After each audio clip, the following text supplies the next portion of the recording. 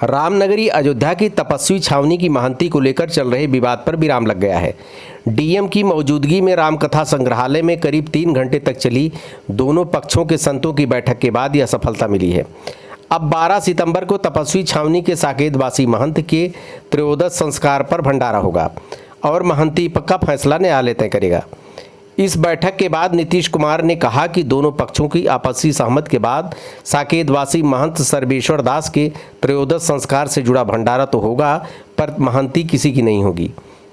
इस मामले में दोनों पक्ष न्यायालय में अपना दावा कर रहे हैं। जो जीतेगा वह न्यायालय के आदेश पर महंत बन पाएगा।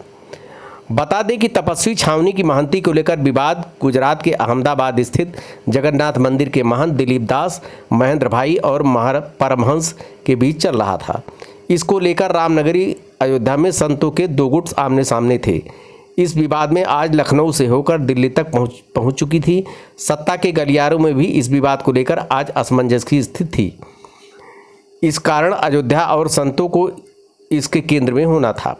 वहीं इस बैठक में महंत दिलीप दास की ओर से मणिराम दास छावनी के महंत, कमल नयन दास श्री बल्लभागुंज के प्रमुख और विक्रमादित्य महोत्सव समिति के अध्यक्ष स्वामी राजकुमार दास व मंगल भवन के महंत रामभूषण दास, कृपालु बाबा और परमहंस दास के पक्ष में संकट मोचन सेना के अध्यक्ष संजय दास, डॉक्टर महेश दास और माधव दास आज संत मौजूद थे।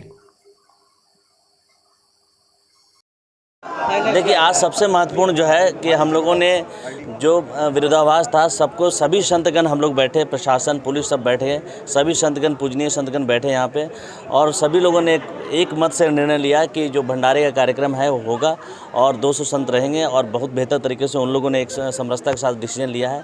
और जो ट्रस्ट का जो इशू है और महंती का जो इशू है वो उस दिन डिस्कस कुछ नहीं किया जाएगा, और जो माननीय न्यायालय का जो निर्णय होगा उस संदर्भ में अंतिम होगा। 2 पॉइंट्स है। हाँ, तब तक के लिए जाएगा या तब तक क्या नहीं, वही तो उसका तो न्यायालय निर्णय करेगा। और जो अभी जो भंडारे का जो कार्यक्रम है वो सब लोग मिलकर सम्मिलित रूप से कर रहे हैं। हम भंडारे के संदर्भ में यहाँ बात हुई है वो है दोनों पक्ष है मिलके करेंगे और समरसता के साथ करेंगे, दोनों ने तय कर दिया और सभी संतों की इसमें एक राय है और सर्वसम्मति से निर्णय लिया। तो जब तक न्यायालय के महंत के संदर्भ में जो निर्णय है वो न्यायालय के संदर्भ में निर्णय होगा। तब तक दोनों पक्ष तो अभी जो भी है कि सभी संतों का जो समरसता के साथ होगा वो कर रहा है।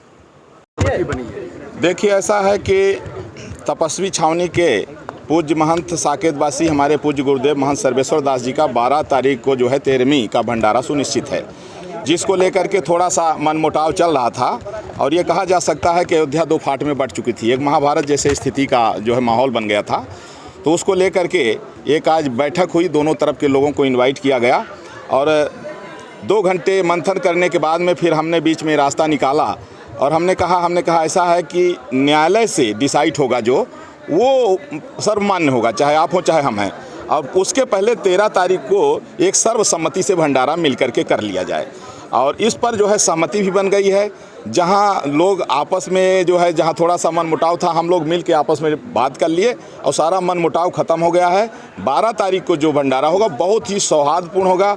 और हमारा अतीत तो कहता है वेदों में, पुराणों में, शास्त्रों में कि पहले डकैत भी संतों की संगति में आके संत बन जाते थे। हम लोग अगर साधु वेश बना करके भी अगर संत न बने तो ये दुर्भाग्य होगा। महाराज जी, एक आखिरी सवाल है जी कि तब तक भोग राग और जो व्यवस्था है वो कैसे होगी और संचालन कौन करेगा? यथावत जैसे चल रहा है, मेरे अभी उसमें जैसे चल रहा है जिस तरह से, वो यथावत चलता रहेगा जब तक न्यायालय से कोई आदेश नहीं आएगा।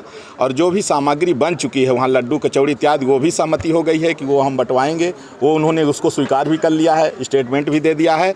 तो किसी तरह से कोई वर्चस्व की लड़ाई नहीं, कोई बड़ा छोटा नहीं है, एक प्रेम से सौहार्दपूर्ण हम लोग मिल करके ही सब करेंगे। तो व्यवस्था और संचालन आपके अधीन रहेगा? हाँ, अभी यथावत जैसे चल रहा है यथावत चलता रहेगा जब तक ट्रस्ट कोई निर्णय नहीं आएगा।